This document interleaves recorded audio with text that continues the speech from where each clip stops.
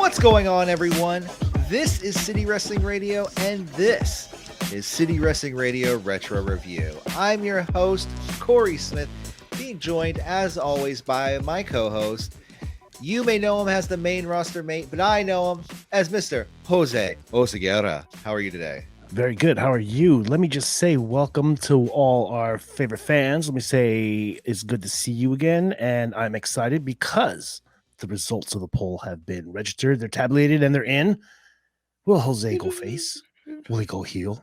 Will he go tweener? We will find out during this show. Oh, the results will come in today. Yeah, no, I saw that, and I was like, wait, the fans look pretty split here. Very split.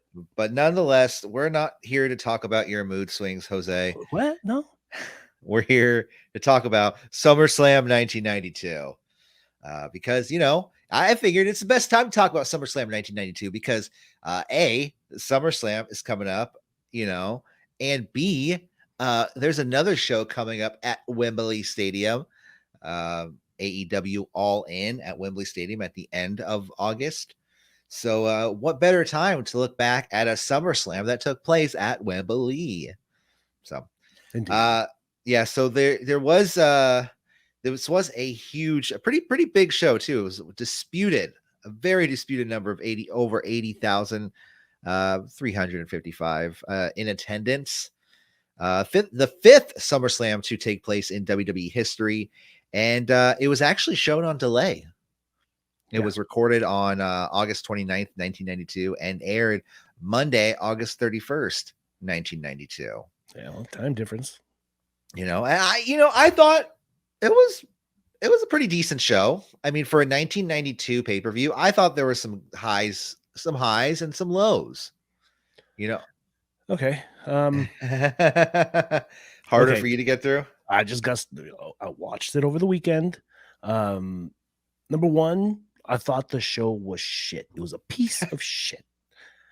Looking at it through 2023 eyes. Yes, absolutely. Looking at it through 1992 eyes, hey, this is a pretty decent show. I mean, I expected more out of a Big Four, but it is what it is. It was what it was, and we'll talk about it. And did you watch any of the lead up? I watched some. I watched about 2 months worth of Superstars. Yikes! Why? I don't know. I just had it on the background, and then I realized, why is every match on Superstars a squash match? Yeah. Every single match. That's the way it was back then. Yeah. Anyways, it was pre-Raw, right? Yes, pre-Raw, and I think there was still like the primetime wrestling some nights. It's probably like a Friday night's main event, something like that. But before we get into the entire show, I mean, this is 1992.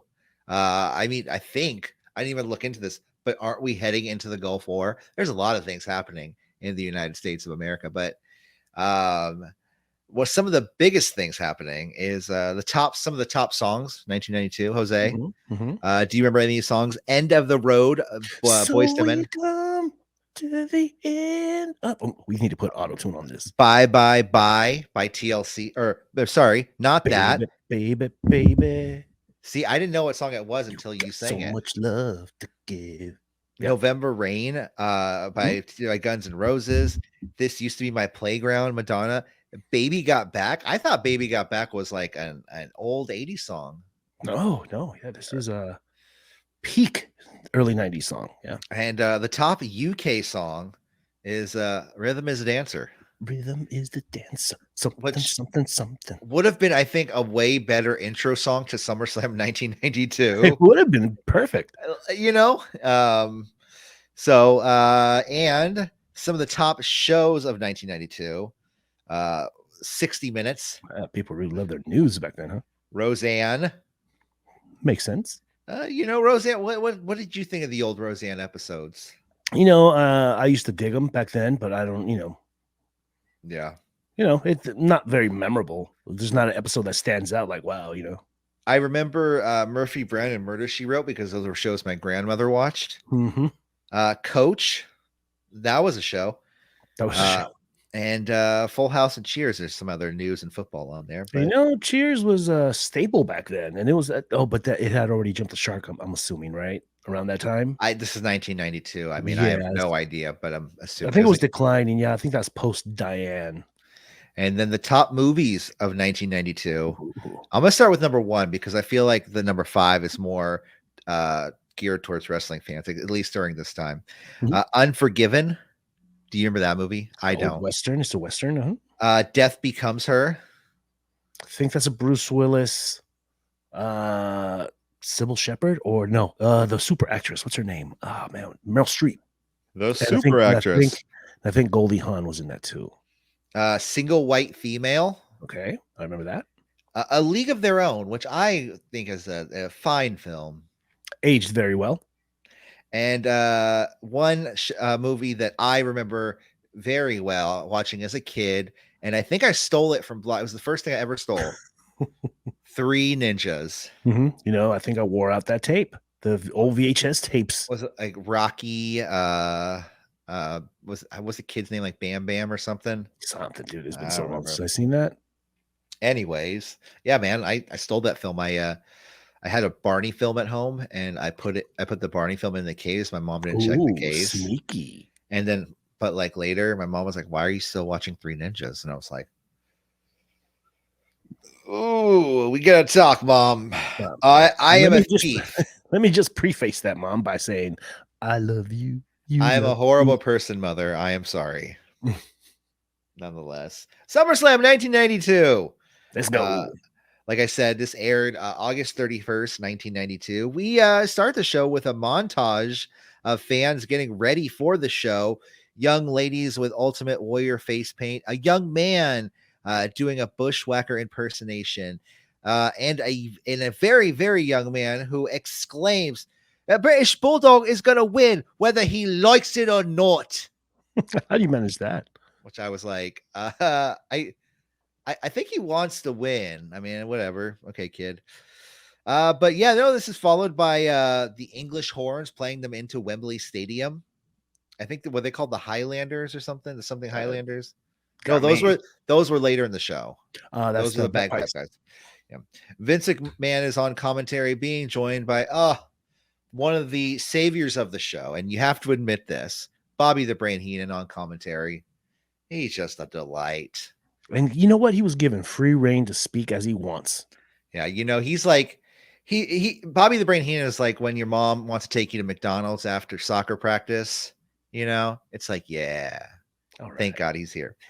But like I said, they're both on commentary. We start the show with Money Incorporated with Jimmy Hart versus the Legion of Doom. Okay. Now, here we go. why is this match where it is, and why is it? Because if you watch some of the weeks before, it's okay.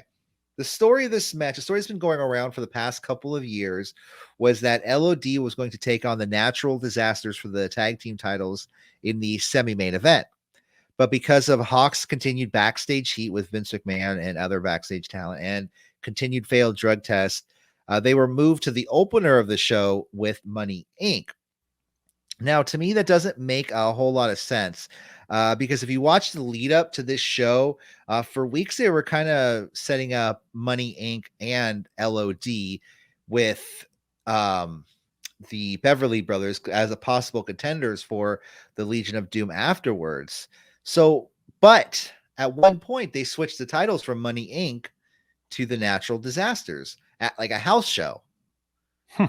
So, yeah, so which I thought was weird, but they did what they did, and I think it was originally supposed to be Money Inc. versus LOD for the titles. But because of what was happening, they took the titles off of instead of changing up the card, they just took the titles off of Money Inc. Because I mean, the Natural Disasters, they're good guys to put the titles on. Yep, they're the massiveness of the 90s, right? Yeah, underline massiveness. So this match started with LOD making their entrance on the motorcycles. Of course. With Paul Ellering and Rocco. I don't remember that at all. You don't remember Rocco? I don't. What was it? What was that? You don't remember the like the Oh, yeah, the little ventriloquist dummy. dummy? Yeah, The I don't dummy. remember that. I don't remember that. He was on the front of the motorcycle. Hawk and Ted DiBiase begin the match. DiBiase starting with a series of strikes to Hawks. However, Hawk quickly scared DiBiase out of the ring. Animal threw DiBiase back in, only for him to be knocked out again. Then Animal and IRS, that's Erwin R. Shyster, that's his name. Vince really did have a hard on for the IRS, didn't he? Yeah. I mean, it's Erwin R. Shyster. And let's talk about Vince McMahon on commentary.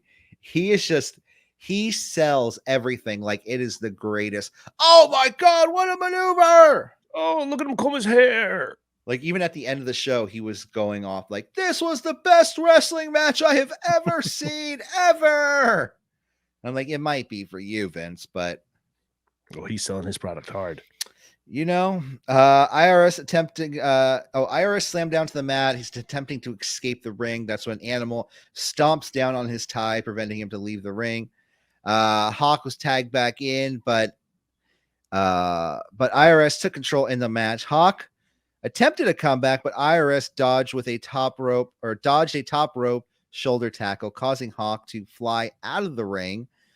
Money Inc. continued to dominate and isolate Hawk. There was a brief moment when the referee was distracted by DiBiase, allowing IRS to choke Hawk with a rope of some sorts. Mm-hmm. I don't know a lot. Like, does he just carry around some sort of choke rope wherever he goes? Of course, you wouldn't be a heel if you didn't have one. Like, he's half hitman, half like tax guy. Yeah. And I do love how he comes out and he just rips on the UK fans. I'm like, dude, they don't pay the same. He like tries to adjust his wording a little bit, but he's like, wait, okay, never mind. I'll talk to you guys later. These papers have no financial circumstances here. Hawk managed to make his way to the corner to get the hot tag to Animal, but the referee did not see the tag. Animal had to get back out of the ring. Finally, Animal got the legal hot tag and ran wild on Money Inc. They attempted to execute the Doomsday device, but IRS intervened. However, all of a sudden, Animal executed a power slam on DiBiase and got the pinfall victory. And it seemed a little bit out of nowhere, if you ask me. It seems like they were supposed to get the pinfall from the Doomsday device, but I thought this was a pretty decent match to start the show, despite the finish, and I think that's an ongoing trend here. The finish was a little wonky, but the especially with all the behind the scenes stuff going on. Jose, what did you think of this show, or what of this match? This match. All right. Well, Rotundo and DiBiase, great effing workers, right? We know the history of Animal Hawk. We know how stiff they can be at times. We know that there's issues going around this time. So I would say, given the circumstances and given that DiBiase and Daddy Wyatt are in effect here, it saved the match, made the match watchable, it made it decent, it made it fun. The finish, man, what happened? I mean, it couldn't have been written that way. We could sit here and speculate all day. I mean, I personally, I think that it was just like, fuck it, I want to go home. Yeah. Let's get out of here. I don't want to try that again. Especially since this is the time where I think they travel back to the States and Animal goes back and Hawk doesn't go back with him. Like, he goes to Japan and ditches the whole Legion of Doom gimmick and starts out his hair, right? Well, he starts the other like Legion of Doom medal or whatever. D3000. Yeah, over in Japan with another, was it Kensuke Sasaki, I believe. Yeah. So, rating system. I got a new rating system on the show, Jose. Okay. Thumbs up or thumbs down? Oh, man. Okay. Now, if we're rating this in two parts, thumbs up to the match, thumbs down to the finish, and the way this is being projected on the screen. Yeah, but I would lean that thumb a little bit down just because of the finish. You want quality. You want quality matches. You want your opener to be hot. Maybe all involved were not too happy about being curtain jerkers, right? Yeah. I will say them coming in on motorcycles really did get the crowd, got the crowd hot. I mean, got them going. I mean, that's what they do. Yeah. I mean, I'll beg to differ. I'm going to give this match a thumbs up. I'm going to try to look at it from 1992 standards. I thought not the best match I've seen, but it's you can sit through it. There's some good It is LOD stuff. quality. It is quality, but you just let down at the end, man. Yeah. Let's see. Mean Gene backstage with Ric Flair. Ric Flair's heated because he's not challenging for the title tonight or in 1992. Mean Gene demands. See, the whole gimmick of the night is whose corner will Mr. Perfect be in? Because weeks prior, they convinced both the Ultimate Warrior and Macho Man that Mr. Perfect was soliciting his services to both guys, and both guys were interested, but I don't think either of them were ever. Like I just don't get why they were like, hey, are you trying to hire Mr. Perfect? No. Okay. Yeah. I mean, it doesn't make drama-filled TV, but I'm just saying. Yeah, and the whole I think the whole hint and the psychology behind this is that Macho Man is a former bad guy now turned good guy. Yeah. And they can easily manipulate him and turn him to the dark side. Yeah. I mean, I guess that's what I suppose. But Ric Flair is just trying to, play the devil's advocate. Just I can't say anything. I can't. Every time Mean Gene would ask, he was like, yeah, I can't say anything. Paul Mooney is then backstage. I might have gotten my notes back messed up. Paul Mooney backstage with Virgil because Virgil versus Nails is later, and I somehow copied my Virgil versus Nails note. Well, Paul Mooney interviewed Virgil, and he said some stuff. Mm-hmm. So as he does. Mm-hmm. There he goes. Lord Alfred. Hey, did we have the Nails match right after that? We have the Nails match right. Okay. Right okay. That, yeah. That's why. Okay. So Paul Mooney interviews Nails or Virgil, and then it goes to the match. Virgil versus Nails. Wow, this was a shitty match. This was bad, man. How do you allow this to happen at SummerSlam? The story of this match is actually quite simple. These two guys were never on the same page, resulting in a shitty match. That was the story. Mm-hmm. I mean, unless there was some other story that they were trying to tell that they messed up horribly and never even began to tell, because they told this story from start to finish. Two shitty wrestlers. They told Nails, get in there, don't sell a thing. Yeah, man, because as the match began, Nails immediately just started going for the chokehold. This is just what he does in every single match. And I don't get it, man. This is not the 1980s anymore. He would have been great in the 1985, with teaming up with One Man Gang or something like that, One Man Gang is a way better athlete than this guy. I know he is, but I'm just saying, at least his gimmick would have stood out. He's in that vein, yeah. Man. And you need, Virgil isn't one to carry somebody. I give Virgil all the props in the world, man. He had a very lengthy career, and he made it last. But he's not the technical guy you go to carry matches. Virgil tried.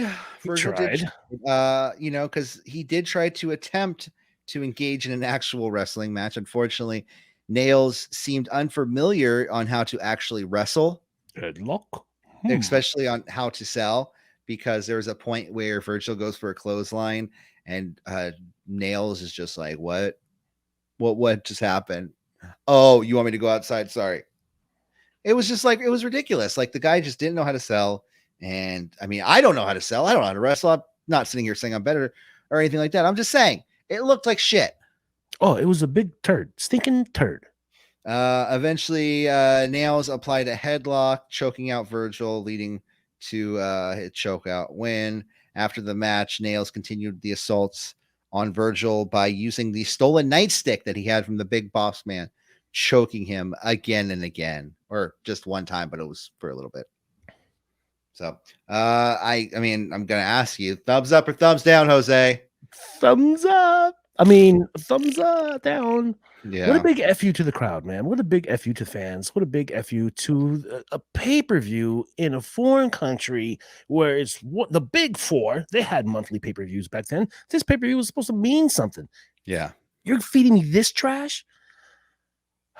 But I digress. But, at the same time, it is one of those things, if you listen to the pop that Virgil got when he came out, pretty big pop. Yeah. Is he still carrying that pop from when he left DiBiase? I think so. I honestly think so, because I don't remember him doing anything else. Like this whole thing is like something to do for Nails while Big Boss Man either, I don't know if he's injured or he's just not allowed out of the country. I don't know. Yeah. That would be crazy if he was just like a Not allowed back in England. convict. You're not allowed back. Let's see. Yeah, Lord Alfred Hayes. Oh God. So Lord Alfred Hayes, he's backstage hunting for the truth. And did I delete my? Let's see. I think I might have. Well. I think I can remember this segment enough. Lord Alfred Hayes, or no, that was later. Okay. Lord Alfred Hayes, he's just hunting for the truth. He's trying to figure out whose side Mr. Perfect is on. I think this is the time he's outside Macho Man's locker room, but he's just like, yeah, I'm out here. Okay. I'm going to try to figure it out. Bye. Next up is Mean Gene with Sherry. Scary Sherry. She announces that both HBK and Rick Martel, who are in a match tonight right after this, they have agreed not to hit each other in the face. Why? I don't know. I guess pretty boy match.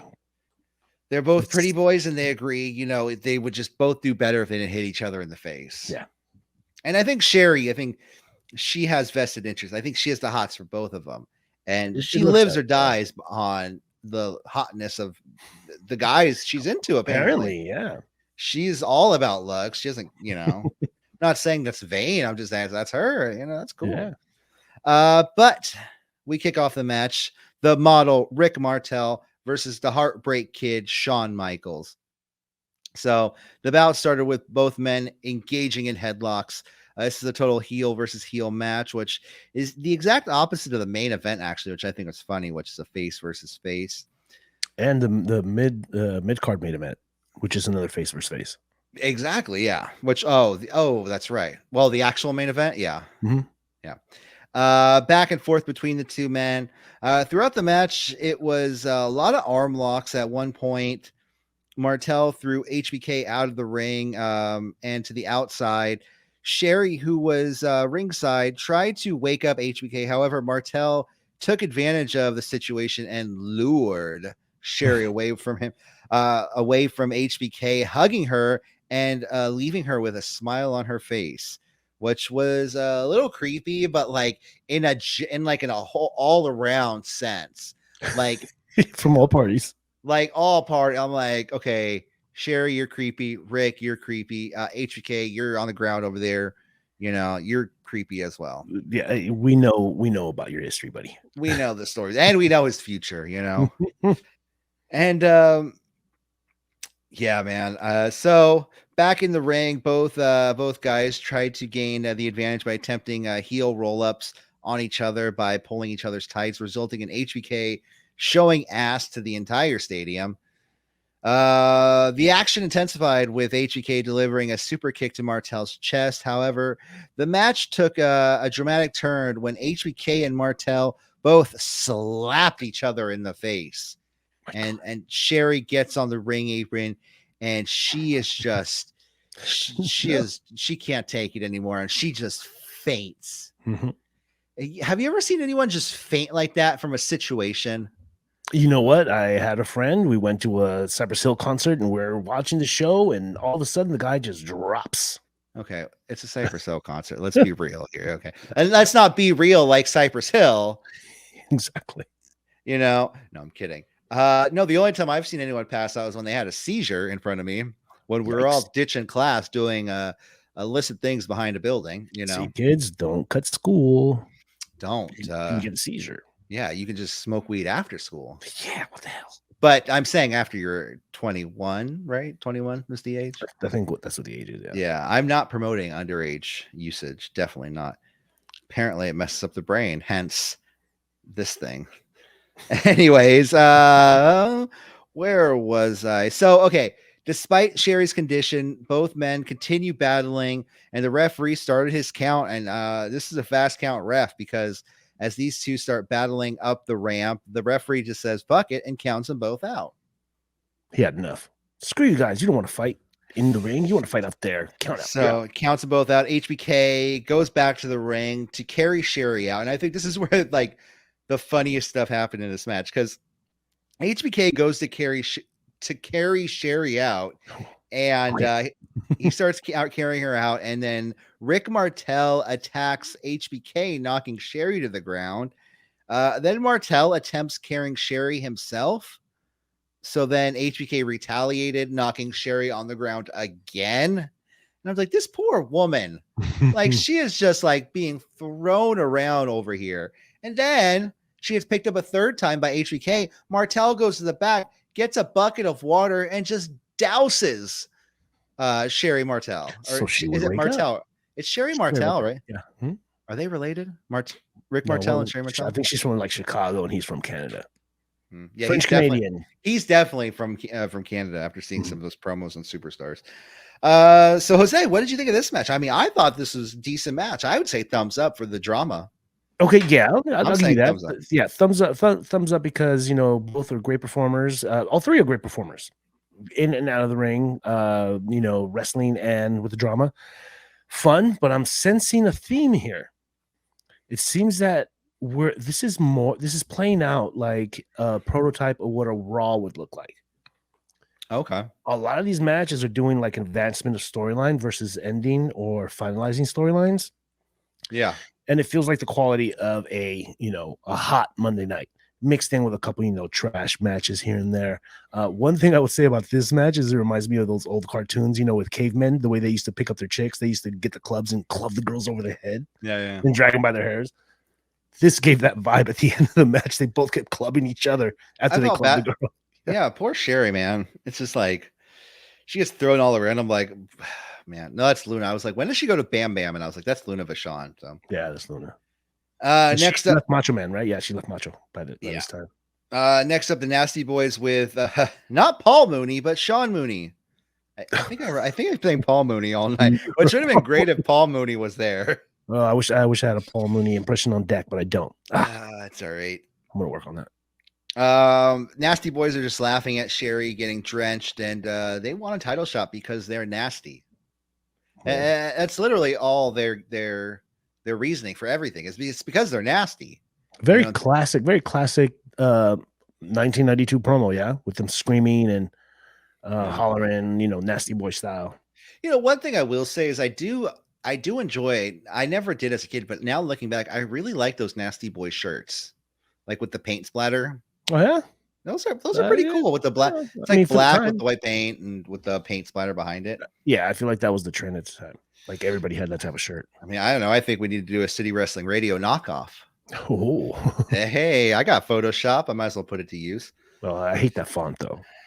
Well, next up, the Beverly Brothers versus the Natural Disasters. That's not Tugboat. Earthquake and Typhoon. Formerly Tugboat. Is he formerly Tugboat or is he formerly about Tugboat. to be Tugboat? Okay. No, Tugboat was the face that fought Earthquake. Okay. He was the one guy that came to battle Earthquake. We have Tugboat to battle the Earthquake, and then Natural Disasters happen. Typhoon. John Tenta, fan of the show. Oh, I love John Tenta. Or I mean, the show is a fan of John Tenta. John Tenta and Fred Ottman, the guy who posts more than a. He stopped. I used to follow him on Instagram. This guy used to post like literally 30 posts a day on Instagram. Yeah, you're clouding up, Mike. Yeah, and he would get like 2 likes per post. I'm like, bring the post down, bring the engagement up. Post down, engagement up. Just saying, man. Just saying. Yeah. So the story of this match is around the natural disasters, earthquake and typhoon, dominating the Beverly Brothers with their sheer size and power. Because it's the Beverly Brothers. I don't think they've ever won the tag team titles, have they? Not to my recollection. I did a quick wiki on them now, and I don't remember reading anything about them winning a title. I think they should have at least once. Like, just I don't know. They're kind of etched in stone now. Like, I feel like a lot of people are starting to get into the new generation era, the early 90s in WWE, because I think that's a lot of it's kind of like the retro wrestling now, for today's generation, like for you and I, like that's what I grew up with. That's what you grew up with. So it's like looking back, everyone's like, oh, the Beverly Brothers. I remember. It's like maybe we're looking at them through rose eyes or rose tinted glasses. Colored glasses, yes. Yeah. But I still think I should have got at least one. They switch those titles around all over the time. Yeah. Anyways, the match began with the Natural Disasters aggressively smashing the Beverly Brothers repeatedly. However, Bo managed to dodge being smashed by the Giant Men for a third time. The Beverly Bros then attempted to build momentum and heat on Typhoon, but it was evident that everyone knew Typhoon could basically beat the shit out of both men if he wanted to. Like, let's be real here. Like, either of these guys could have just taken out both men. Mhm. You know, as the match progressed, the pace slowed down a bit. Eventually, Typhoon gained control and executed a double clothesline on the Bev Bros, showing his signs of life. The Genius eventually distracted Earthquake and the referee, while Bo Beverly used a metal scroll to strike Typhoon. Bo then went for the pin, but it wasn't quick enough because Earthquake went around the ring and just said fuck it and hit like a running clothesline to Bo Beverly. The Earthquake got tagged into the match and went on a rampage, running wild against the Beverly Bros. Earthquake finished off Bo with a running sit-down splash, securing the pinfall and the victory for the Natural Disasters, retaining the WWF Tag Team titles. I thought it was a really good match. I would say thumbs up for this one. Like, I think this is a definite thumbs up. What do you say, Jose? Thumbs down. What do you think? Oh, whoa. This doesn't belong on the pay-per-view, man. This is what do you call it? A dark match at best. This is SummerSlam, man. This is SummerSlam. It was probably supposed to be the opener of the show. I mean, yeah, it was probably supposed to be the opener. I guess because of circumstances with Road Warrior. See, Hawk, what you're doing? You're messing up all of SummerSlam 92. Thanks, guy. Okay, we forgive you, Hawk. Rest in peace, guy. Yeah, no, I mean, I see what you're saying. This was totally like one of those matches you knew who was going to win. Just like I said, like it's the Beverly Brothers. Like, I guess at the time, kids watching, they're like, oh my God, are these two nerds going to win? Mm-hmm. But they didn't. So they didn't. But you know, Tenta so over in Wembley, super over, man. Tenta's awesome, dude. I love John Tenta. Mm-hmm. The Canadian Earthquake, dude. He made that crappy gimmick work. Yeah. What was his name? Bogogi? Oh, I don't remember. Golgotha? Oh, Golga. Golga. There you go. Golga. Yeah, that was the Oddities. Yeah. Mm-hmm. Mm-hmm. So next up we have Mean Gene backstage with the Bushwhackers. They're from the country and they're Australian. And that's funny because it's the early 90s. They lick people still. Not as intensely as the 80s. Actually, no. Last time I think we saw them was 94. So they get more intense with the licking. They have to because, you know, they haven't been appearing in many shows. Mm-hmm. Then we have Lord Alfred Hayes backstage outside the Warriors locker room. Warriors locker room is labeled with a crayon drawing of the Warrior. Like literally, it looked like some kid who was a good, decent crayon colorer made and was like, "Here you go, Warrior." Well, yeah, don't forget, Warrior was all about the little Warriors and doing it for them. Come on, little Warriors, send me your best picture of my emblem. Hayes, he's trying to figure out whose corner Mr. Perfect will be in. So he said he's going to break his code of ethics and just walk right into the Ultimate Warriors locker room. Because in a company where anyone can beat the shit out of you in any circumstance at any minute, that's a good idea, right? I don't know. Yeah. I feel like I'd be scared to be a journalist in the world of professional wrestling. Like not like working in wrestling in real life, like, cause it's a work, but like, if wrestling wasn't a work, you know what I'm saying? Oh yeah, what? Like that made up. Yeah, no. You would have to be like a Joe Rogan with those, kung fu skills to defend yourself. I don't want to be Jonathan Coachman. Yeah, no. Oh, Mean Gene just has respect all over his face, so nobody messes with him. You better tell me right now. I'm tired of this. Next up, I think is probably your favorite match of the night. We got Repo Man versus Crush. And What was worse, this or Virgil and Nails? I say Virgil and Nails. Virgil and Nails by a yardstick at Okay, least. okay, because man, the build up to this match, Crush's promos is just like, I feel like he's like that dad who, like, I don't know, like was like, yeah, I'll be in the community production of this, and he's like, hey guys, I'm Crush, and what I really like to do is I like to crush things, and I'm just like, okay. Yeah. So this is the battle of the gimmicks. Like I said, Repo's man gimmicks is he repossesses things that belong to people if they don't pay their bills, which is a real job. Or at least used to be. I don't think anymore. I mean, I think in some respects, like getting a car back, maybe. Yeah, maybe a car. Maybe like, when there's no repo man when they kick you out your house, I think. Yeah, it's not like when you were a kid and you would see those shows where somebody would like ring up their credit card bill and then they would be like, be like, no, we got to take your CDs that you bought. This couch is going out. Yeah, no, they just want the money. So he's a repossessor. Well, Crush's gimmick is he likes crushing things. He collects cans, aluminum cans, crushes them. That's how he gets his practice. He crushes them all day. He just like runs to the local Hawaiian, the ABC market, and he drinks Coca-Cola and just crushes it and then rides back. And he's like, okay, little crushers. Come crush Aloha. with me. Yeah. And recycle. Yeah. I mean, I hope he recycled. But anyways, during the match, Crush hit a very seemingly soft backbreaker on Repo. Crush then missed a top rope knee drop, giving Repo Man an opening to attack. Repo Man attempted a crossbody from the top rope. Crush catches him and countered with a power slam, and he puts him down. And the second the ref counts one, Crush gets up. And he's like, that's not what I'm here for. I'm here to crush. Great, man, but you're a face.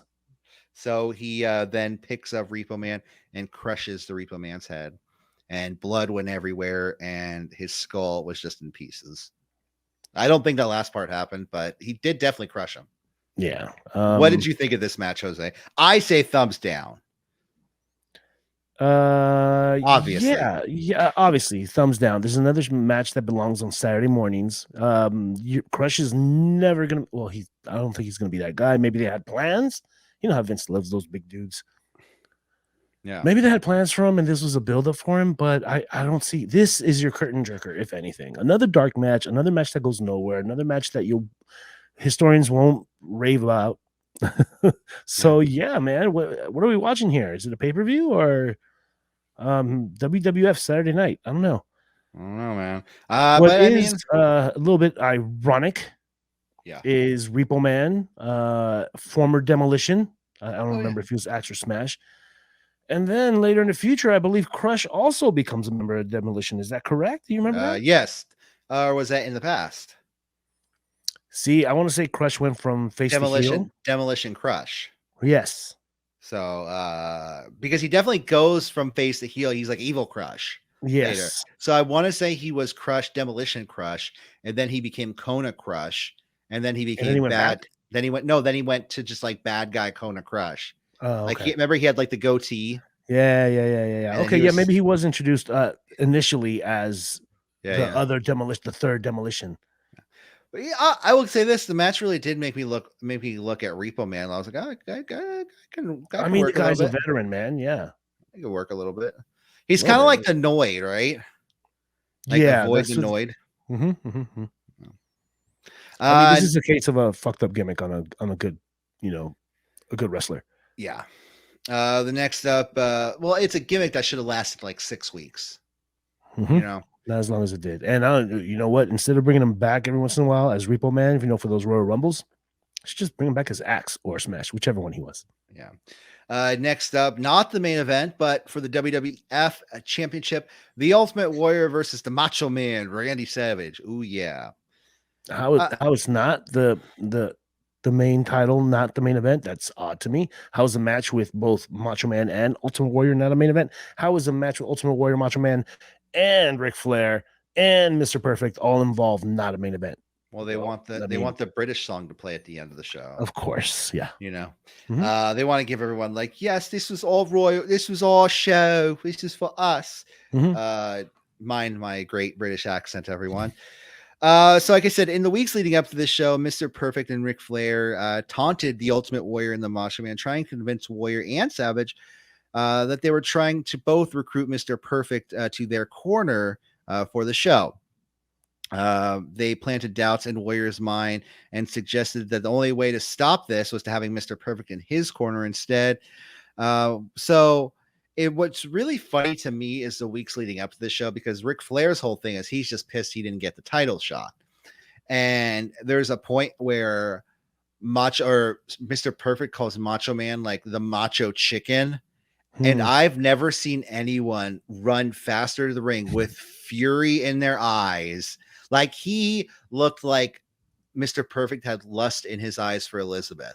You know what I'm saying? Like, he ran to that ring like, I'm gonna fucking kill you. You called me the Macho Chicken. And I was too clever for me, bro. You crossed the line, man. Yeah. So he was shoot running. Yeah, he did. Because it's funny, because he like just pushes back Ric Flair and goes right for Mr. Perfect. So when the match began, both men came out and there was no sign of Mr. Perfect. The two competitors went back and forth. Savage hitting a series of clotheslines on Warrior. God, I hate reviewing Ultimate Warrior matches because you have to say Warrior a lot, and it's a hard word to say repeatedly. Warrior retaliated by cutting off Savage as he was coming off the top ropes, but Savage took control with a series of strikes after Warrior missed another knee strike. Just call him Jim. Just call him Jim. Just call him Jim. Jimmy Boy. Savage as Randy and Jim. Yeah. Savage attempted a pair of double axe handles off the top rope, and on the third attempt, he went for a crossbody. However, Warrior caught Savage. Jim caught Savage and hit him with a backbreaker, which, is really funny because I never remember Savage to hit the double axe handle so much.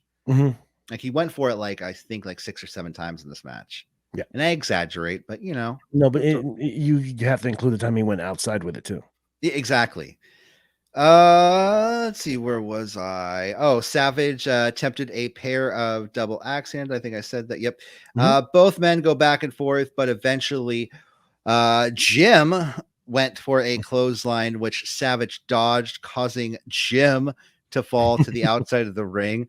Savage followed with a double axe handle to the outside, and then throwing him back into the ring.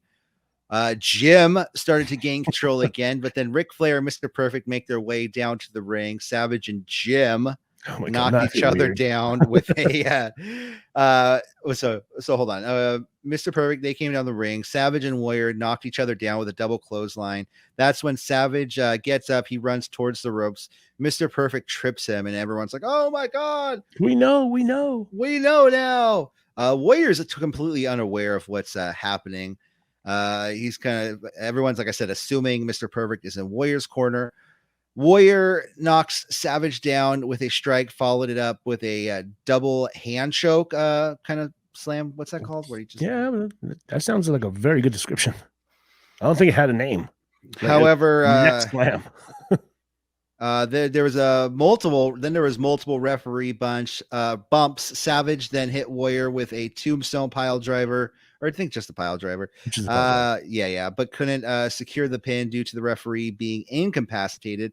After a series of chaotic events involving interference from both Flair and Perfect, Savage realized that Flair and Perfect were trying to mess it up for both of them. Like, Randy's just like, wait a minute, this is all a ruse. Like, all of a sudden, he's like, I get it now. Why is he on the floor? I didn't do nothing. Like, the light bulb went off. I didn't get it when he tripped me, but now I do. And Warrior's just like, I'm the Warrior. Yeah. Warrior, just every time he talks, he just sounds like he has he just sounds like he has a speech impediment. Yeah. I'm just saying, man.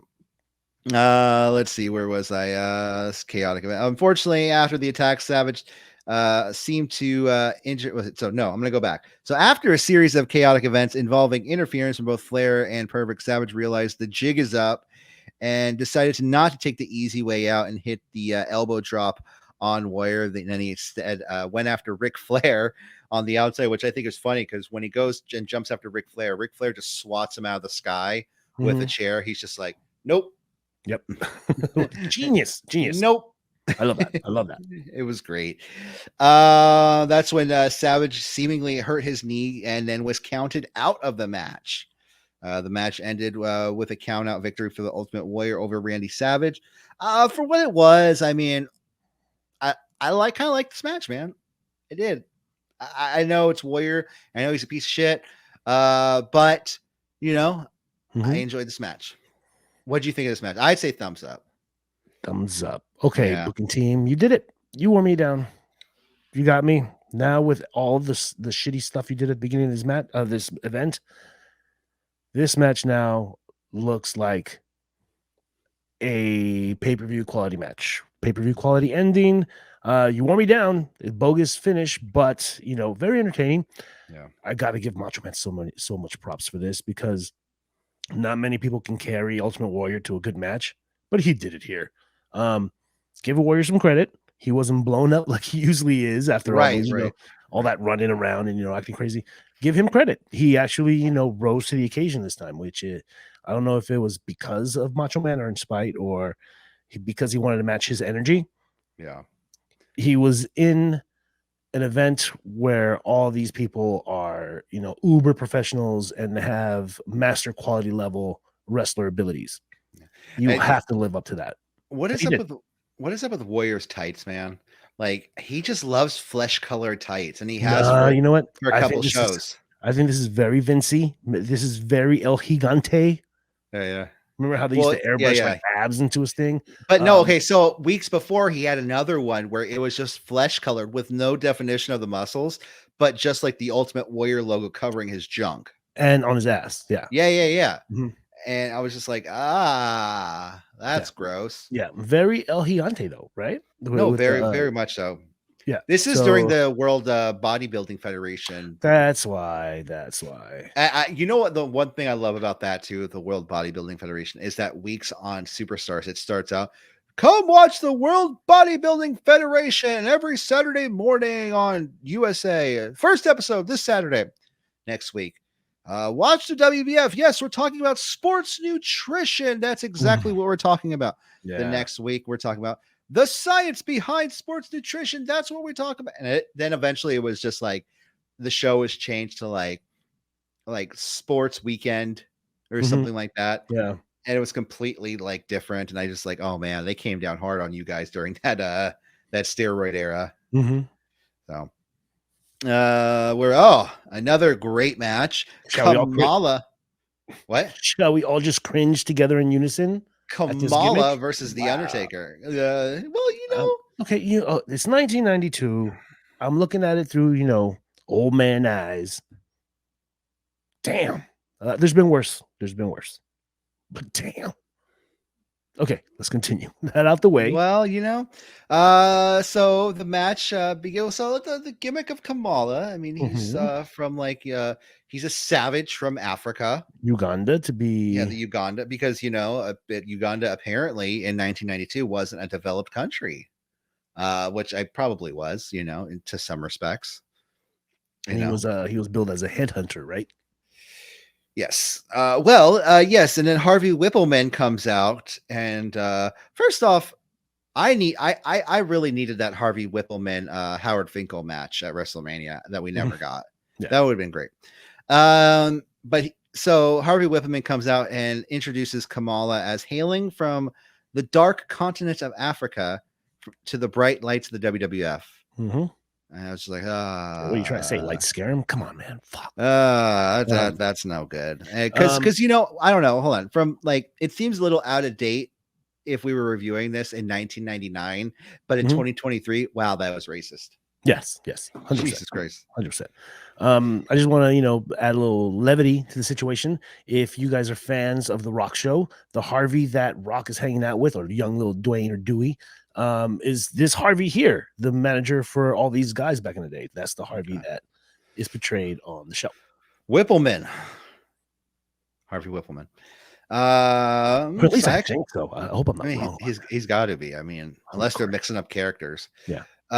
Kamala started off aggressively. Oh yeah, Undertaker comes out on like an English hearse. Mhm. That was cool. Cool. We got purple Undertaker, yeah? Or was it gray? I don't. Oh, I don't remember. Don't remember. Damn it. Kamala started off aggressively, but the Undertaker quickly gained the upper hand, or should I say, lower hand, with a series of throat strikes. The Undertaker goes for a couple of old schools, or should I call them new schools because it's 1992? I call him the school. No, it is The current day school. okay. Oh well. Fun fact. That walking on the rope thing Yeah. was an old gimmick he used to use, but instead of slamming his right arm on the guy's shoulder, it was called the heart punch. So he would come Okay. off the rope and punch you in the heart. The See, I reason like why he that doesn't, better. yeah, but the reason why he doesn't do that is because little kids started doing it and almost killing each other. You know, Yeah. heart punches to kids is devastating. Yeah, it's probably not But good. that's the real old school. Rhythmatic of their hearts. Yeah.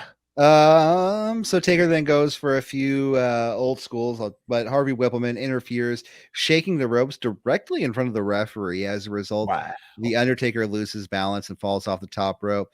Kamala capitalized on the opportunity, knocked out the Undertaker to the outside. Taker then tried to go for a double chokeslam on Harvey Whippleman and Kim Chi, but Kamala it stopped that. Leading to a battle on the outside. What? Kimchi. Yeah. That it's so ridiculous. Yeah, okay. The one thing I love about 1992 is that you have like all these different guys paired up with managers that like don't fit their character at all. Yeah. You know what I mean? Like, who was Mr. Fuji with? That's what I can't remember. Because Mr. Fuji was with somebody that I was just like, why is okay? Mr. Well, Fuji with yeah, somebody? he was with Money Inc. When was he with Money Inc. or no, Yeah. you know what? I think it was with IRS first. Yeah. But it was just weird because there's always like somebody with somebody like a manager who doesn't fit their character. And like, oh, they just haven't repackaged this character. They're lazy. And they usually do the thing where they're like, look who I found Yeah. in the mean streets of Chicago. Look who I found in Mexico. Look who I found in Uganda. Yeah. But no, he found Kim Chi and he found Kamala. Okay. Yes, because Kamala listens to Kim Chi and Kim Chi listens to Whippleman. That was apparent. Let's see. Eventually, the action returned to the ring where Taker delivered a rather sloppy chokeslam to Kamala by no fault of the Undertaker. It just Kamala could not get up there. However, the match took a disappointing turn when Kim Chi got in the ring, hit Taker with a DQ, hit with his hat and got the DQ, which I thought was stupid because it was a very light hat. Yeah. Like, why don't you get something that's going to hurt him? Like, get a bar or get a chair. There's chairs all around ringside. Yeah. You know what's sucky, for that? lack of a better word, is that by my count, maybe I'm wrong, correct me if I am, we've gotten one clean finish, maybe two, and that one clean finish happened to come from Crush and Repo Man. Yeah. Well, yeah. What was the first? No, IRS versus that was first that match. was kind of sloppy and kind of not. It was a clean finish, though. I mean, you're right. Yes. Okay, so we got two. The second match was Rick Martel, and they got counted out. So no, that was kind of a fucked finish. Beverly Bros Natural Disasters. That was probably clean, huh? Yeah, he got the sit down splash on him. Yeah. Okay. Crush crushed him. He won via crushing. Okay, so that's three. Yeah, and then the Ultimate Warrior won by count out. Taker won by DQ. Yeah. Okay. It's just it's the feeling.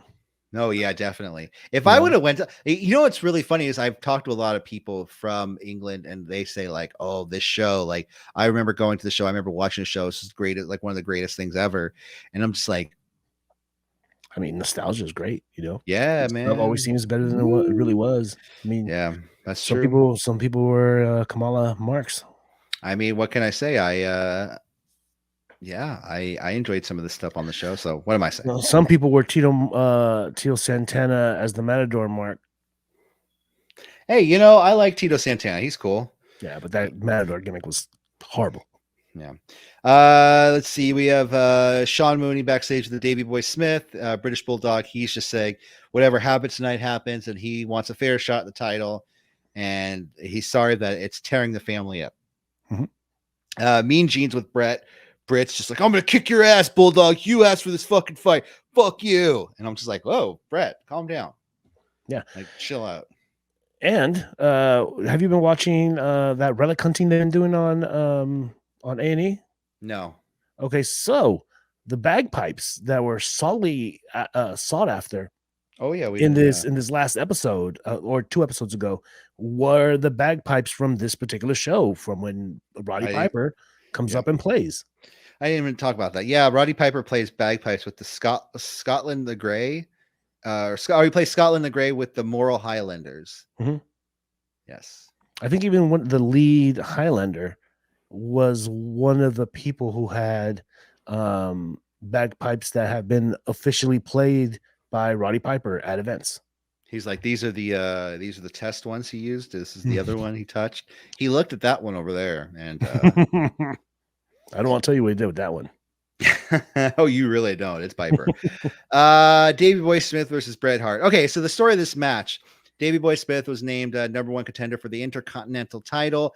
But Bret and Davey are brother-in-laws, as Davey Boy Smith is married to Bret's sister. Was it Diana? Her name was? I think so. Diana Hart Smith. Weeks leading up to the match, there were video packages from like pretty much everyone in the Hart family. And I mean, people are probably going to hate me for this, but the Stu and Helen Hart segments. Oh my God, Helen Hart. God bless her soul. She's just like, they're really tearing the family up, and I hate what's going on. And then Stu's just sitting in the corner, just looking like, he doesn't say a word. He doesn't say a word. He's just grumpy. Just another check, I guess. And I do need a new mat for the dungeon. So which you can't appreciate how everyone in the Hart family like gave it their all for these people in this company. Like they would show up for segments. Like Diana Hart's ringside, and she's like being interviewed. She's visibly shaken by this situation. Like she's crying at certain points. Like I don't know if she has like an onion in her hand and like rubbing it in her eyes or what, but she looks like she's crying, and at some points she's legit shaking. Yeah, no, I definitely might have a little case of the stage frights. Yeah, that little red light came on. She was like, "Oh shit!" So, like I said, they're going to tear the family up. Davey Boy Smith makes his way down to the ring. He's accompanied by boxing champion Lennox Lewis, heavyweight champion of the world. Yes. Bret comes down to the ring. He is playing total heel in this match, showcasing a little bit more aggressiveness and his ruthless side, especially since Davey Boy is not working heel in England. Not even in the slightest. The match started with both competitors going back and forth. Smith hit a slingshot to Hart in the corner. Smith hit Hart with a crucifix slam eventually, followed with a long arm wrench. Hart managed to escape the arm wrench, and which seemed like eternity. The first part of this match was really slow. I will say that. They're just kind of hitting different counter holds back and forth. Hart hit Smith with a bulldog, attempted a high risk move from the top rope, but Smith strikes Hart as he's coming off the rope. They both spill to the outside, where Hart went for what I thought was supposed to be a crossbody, but inadvertently hit a sling blade type. He fell on top of him, pulled his head back. I don't know. It looked bad. Yeah. From this point, Hart took control of the match and slowed down the pace, methodically wearing down Smith for several minutes. Smith showed resilience, getting to the ropes to break out of Hart's headlock, breaking free from at least 2 or 3 sleeper attempts. Smith attempted a press slam on Hart, where he was coming off the ropes. But the move somehow went completely awry when he just dropped Bret into the ropes, and Bret got tangled within the ropes. He looked like he got hit in the huevos. Yeah. Pretty bad, because he looked like he was holding his junk. Mm-hmm. Felt bad for the guy. to say the least. Hart showed resilience by kicking out of Smith's pin attempts, but hitting Smith with a German suplex inside the ring. The match continued with a double clothesline, leaving both men down. Hart applied the sharpshooter. Smith management to get to the ropes to break the hold. Smith hits the ropes, and Hart went for a sunset flip on Davey Boy Smith, but Davey just kind of falls forward and pins Bret Hart to become your new WWF Intercontinental Champion. After the match, both men stared each other down but embraced, and Diana joined them in the ring. However, Diana did seem to give more attention to Bret than she did her own husband. He lost. Maybe, but it was weird. Yeah, maybe because I don't have a sense of like family, like, but I'm like she's sitting there like hugging her brother for like minutes and just like, okay, Davey boy, like, okay. Yeah, she winked at him and said, see you later in the hotel room. What'd you think of this match, Jose? Thumbs up. I mean, finally, 2 thumbs up. Okay, I think they thumbs up. Yeah. Both men showed their strengths, and we saw a little bit of Smith's weaknesses. I mean, but that's who he was, right? Being as it was, Bret Hart is the guy who he was because of matches like this, carrying the whole show, making this quality main event. We know after him losing the title, he goes on to bigger and better things. We know what happens with Davey Boy. I don't want to say there was fireworks in this title reign, but it did its job. Quality finisher to what is a pay-per-view. This, I don't know if it's because of the struggle to get here that I appreciate this match more. Yeah. But I have seen this match, it just singularity in by itself without any, pay-per-view hype, and it holds up. It's still a good match. If you were to see this on TV today, maybe not on a pay-per-view, but on, one of these one-offs like AEW likes to do, blood and guts, this will be a quality main event. And I dug it. I had fun. It's a good way to end the show. I had, cool. Definitely. Yeah. I thought it was a good match. I would say, especially with the drama and the build up to it, it really added to it. And I think a lot of the show really depended on the storylines, so. Yeah. And we saw a lot of carrying of the continuing of storylines or beginning of the storyline. So yeah, that was a little bit of a turn off for me, but continue on. They will continue on. They will. So I think that about does it here for us here today. Anything else you want to add about SummerSlam before we get out of here, Jose? No, you know what? It is what it is. We're going to do these, win, lose, or draw, painful or painless, how they say. There we go. I had fun watching regardless, even though we go through our F this, F that. This is the reason why we're here. We love being let down. We love being marks. We all are. Let's just, come to that, conclusion. Absolutely. Yeah. I had fun reviewing crap too. So there you go. There we go. So we will be back next month with another retro review. Don't forget to check us out though every single week here on YouTube with the City Wrestling Radio podcast, talking about all the news every single week ever throughout all of existence. Because this StreamYard account just keeps charging my account, so we got to keep going. Okay, all right, guys. See you later. Have a wonderful day. See you next time. Take care. Bye.